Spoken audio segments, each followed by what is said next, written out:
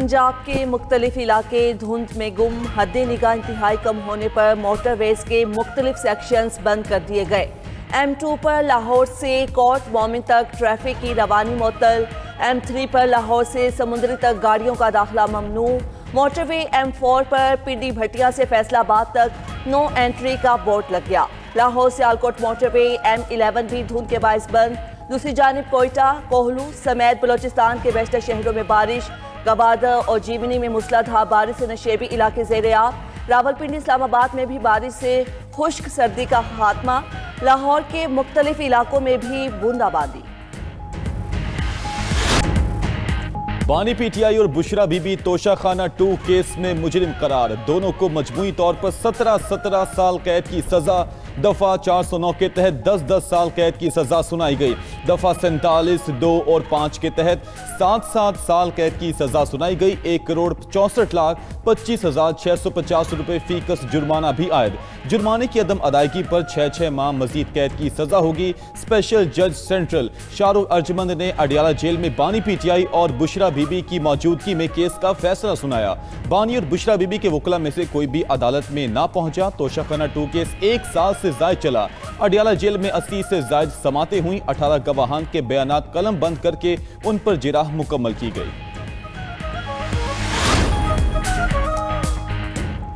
बानी पीटीआई को ज्यादा उम्र और बुशरा बीबी को खातून होने पर कम से कम सजा दी गई। तोशाखाना 2 केस के तहरीरी फैसले में कहा गया कि सकासा अपना मुकदमा साबित करने में कामयाब रहा। दोनों मुल्जिमान मुजरिमाना खयानत के मुर्तकिब पाए गए। बानी पीटीआई और बुशरा बीबी ने 2021 में सऊदी वली अहद से बल्गारी ज्वेलरी सेट तोहफे में वसूल किया और तोशाखाना में जमा नहीं कराया। ज्वेलरी सेट में नेकलेस, ब्रेसलेट, अंगूठी और बालियां शामिल थीं।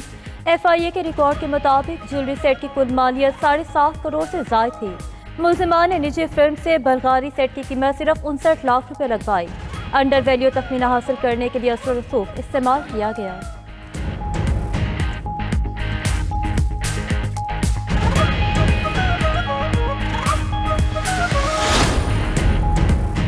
दूसरों को चोर कहने वाला खुद चोर निकला। बानी पीटीआई के खिलाफ कई फैसले आ चुके, मजीद भी आएंगे।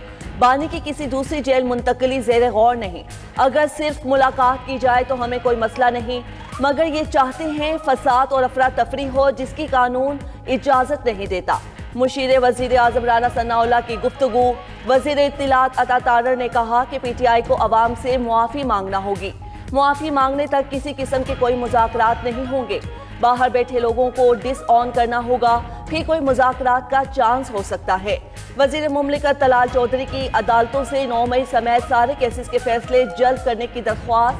आबिद शेर अली ने तोशाखाना केस का फैसला निज़ाम इंसाफ की मजबूती और करप्शन के खिलाफ अहम कदम करार दिया। 10 साल कैद की सजा से हमें कोई फर्क नहीं पड़ता। 2 माह से तवक्को थी कि तोशाखाना का यही फैसला आएगा। अलीमा खान का बानी पीटीआई को सजा पर रद्द-ए-अमल। चेयरमैन पीटीआई बैरिस्टर गौहर ने कहा कि आज इंसाफ का कत्ल हुआ। मुल्क में जजिस महफूज नहीं, इंसाफ खत्म हो गया है। पीर को एक और फैसला आ रहा है। ऐसे फैसलों के बाद हम जमहूरियत के लिए खाक कोशिश करें। असद कैसर ने कहा कि महकूम बनाया गया, अदालतों को इंतजामिया के मातहत कर दिया गया। अब कौन सी अदालतें हमें इंसाफ देंगी? हमारे पास मुजाहमत के सिवा कोई ऑप्शन नहीं बचा। मुआवन खुसूसी के पी शफीउल्लाह जान बोले, मौजूदा हुकूमत से कोई बातचीत नहीं होगी। महमूद अजगज़ई को तहरीक की जिम्मेदारियां सौंपी गई हैं, वो जो फैसला करेंगे हम साथ देंगे।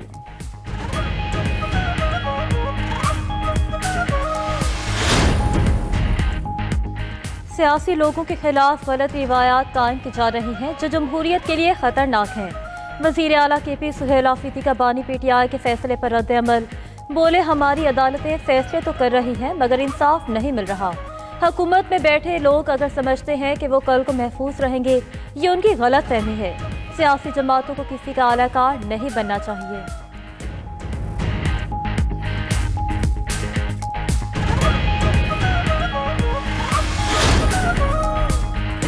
9 मई के मजीद 2 मुकदमात का फैसला आ गया। लाहौर गुलबर्ग में पुलिस की गाड़ियां जलाने के मुकदमे में पीटीआई रहनुमाओं समेत दीगर मुल्जिमान को 10 साल कैद की सजा। मुल्जिमान में यास्मीन राशिद, एजाज चौधरी, महमूद रशीद, उमर सरफराज चीमा भी शामिल। असलम इकबाल, शबनम जहांगीर, शहजाद खुर्रम और जुबैर नियाजी समेत 12 मुल्जिमान इश्तिहारी करार दिए जा चुके। कलमा चौक पर कंटेनर जलाने के मुकदमे में भी यास्मीन राशिद, एजाज चौधरी, उमर सरफराज चीमा समेत 20 मुजरिमान को 10-10 साल कैद की सजा सुना दी गई। ATC के जज अरशद जावेद ने कोर्ट लखपत जेल में दोनों केसेस के फैसले सुनाए। दोनों केसेस में सप्लीमेंट्री चलान आने पर शाह महमूद कुरैशी का ट्रायल अगले मरहले में होगा।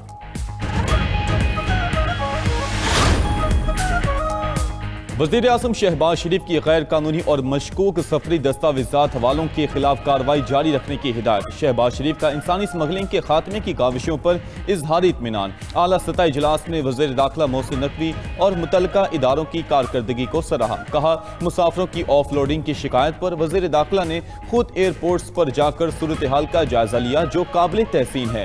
वज़ीर आज़म की मुल्की बरामदात में इजाफे की भी हिदायत। एक्सपोर्ट से मुतल्लिक जायजा इजलास में शहबाज शरीफ ने कहा कि हुकूमत कारोबारी अफराद और बरामद कुनिंदगान को हर मुमकिन सहूलियात पहुँचाने के लिए कोशा है। वज़ीर बराए तिजारत बरामद कुनिंदगान के पास खुद जाकर उनके मसाइल हल करें।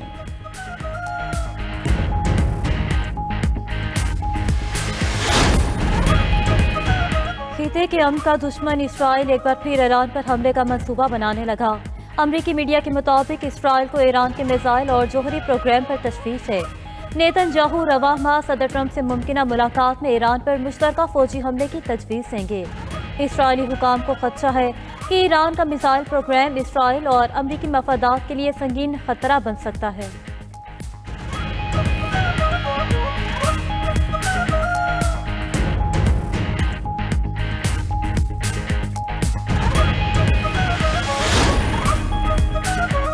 गजा अमन मुआहिदे के अगले मरहले की तैयारी। अमरीका का 45 ममालिक के साथ गजा इस्तेहकाम फोर्स के कयाम पर तबादला ख्याल।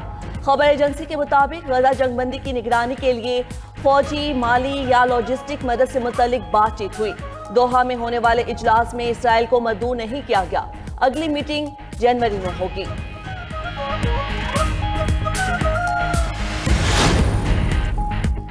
गजा में फौज भेजने का फैसला हुकूमत करेगी। मौका मिला तो फलस्तीनी भाइयों की खिदमत के जज्बे से जाएंगे, किसी के कहने पर नहीं। वज़ीर आज़म के मुशीर राना सनाउल्लाह का कहना है कि अमन के हवाले से पाकिस्तानी फौज की मौजूदगी फलस्तीनी भाइयों के लिए बहुत बड़ा आसरा और सहारा साबित होगी, मगर शायद इसराइली ही पाक फौज की तैनाती पर एतराज करे।